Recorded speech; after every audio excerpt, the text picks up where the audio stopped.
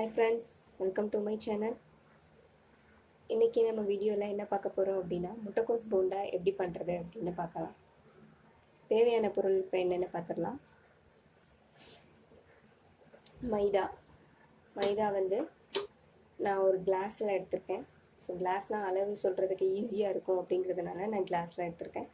Class வந்து இந்த கிளாஸ்க்கு ஒரு கிளாஸ் நான் எடுத்திருக்கேன். ஒரு கிளாஸ் மைதா, அந்த ஒரு கிளாஸ்க்கு 3/4 அளவுக்கு சுகர் எடுத்திருக்கேன். 3/4 கப் அளவுக்கு நான் சுகர் எடுத்திருக்கேன். ஒரு முட்டை, பேக்கிங் சோடா வந்து ஒரு 1/2 டீஸ்பூன், ரவை 2 டேபிள் ஸ்பூன், அரிசி மாவு 2 டேபிள் ஸ்பூன். இப்போ இதை எப்படி பண்ணலாம் அப்படின்ட்டு பார்க்கலாம். இப்போ இந்த சுகரை வந்து பவுட்ரு பண்ணி நம்ம எடுத்துக்கணும். அப்போ தான் மைதாவில் மிக்ஸ் பண்ணும்போது கரெக்டான இதோட மிக்ஸ் பண்ண முடியும். ஸோ சுகரை வந்து நம்ம வந்து பவுட்ரு பண்ணி எடுத்துக்கலாம். சுகரை பவுட்ரு பண்ணியாச்சு. இப்போது இதோட சேர்த்து ஒரு முட்டையும் சேர்த்து அடிச்சுக்கலாம்.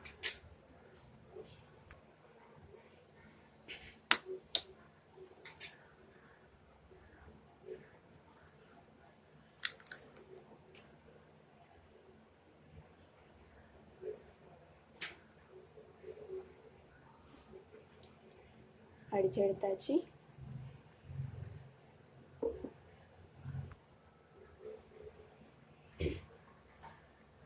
இப்போ 2 டேபிள் ஸ்பூன் ரவை,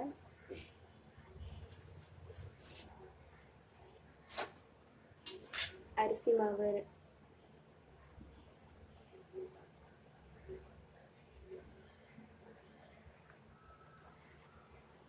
சோடா உப்பு,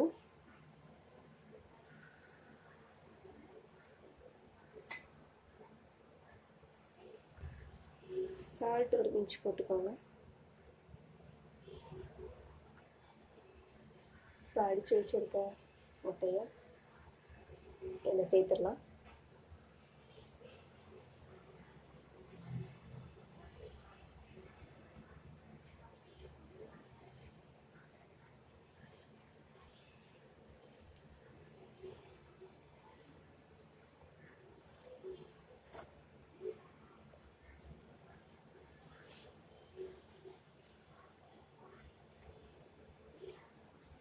நல்லா பிசைஞ்சுக்கோங்க. பால் ஊற்றி நம்ம வந்து பிசைஞ்சிக்கலாம். அப்படி இல்லை அப்படிங்கிற பட்சத்தில் தண்ணி விட்டு கூட பிசைஞ்சிக்கலாம். இது நம்மளோட கன்வீனியன்ட் தான்.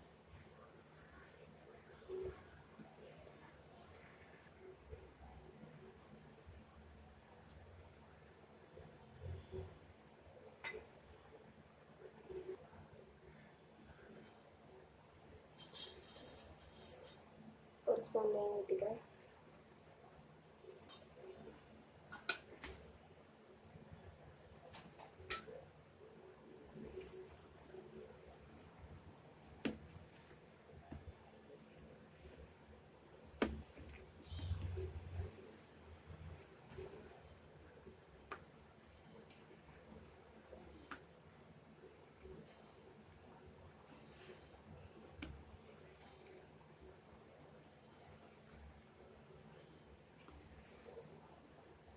இந்த மாதிரி தான் பிசு பிசுன்னு தான் இருக்கும்.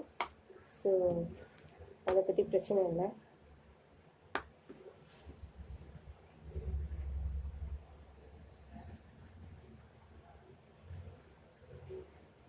இது ஒரு 1/2 மணி நேரம் ஊற வச்சிடலாம். நம்ம 1/2 மணி நேரத்துக்கு அப்புறம் ரெடி பண்ணிடலாம்.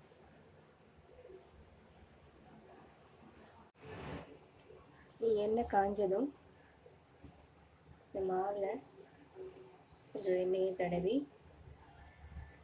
போட்டு எடுத்துட வேண்டியதான்.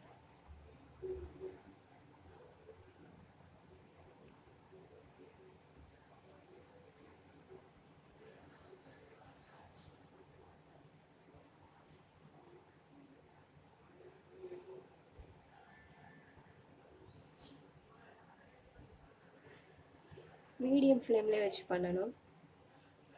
இல்லைன்னா மாவு உள்ளே வேகாது, வெளியில் மட்டும் வெந்திருக்கும், உள்ளே வேகாமல் ஆயிடும்.